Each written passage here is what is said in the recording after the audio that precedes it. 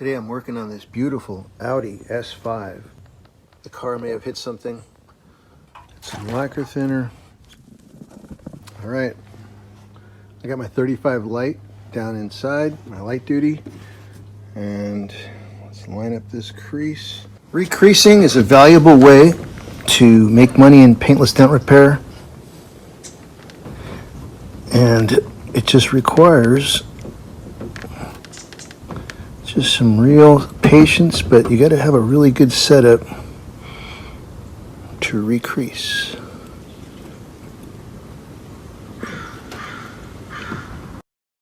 I try to recrease just about every dent I come across. It's the most efficient and fastest way to remove dents and make great money in paintless dent repair.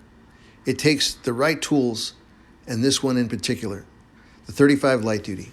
Well, thanks for watching. Happy pushing.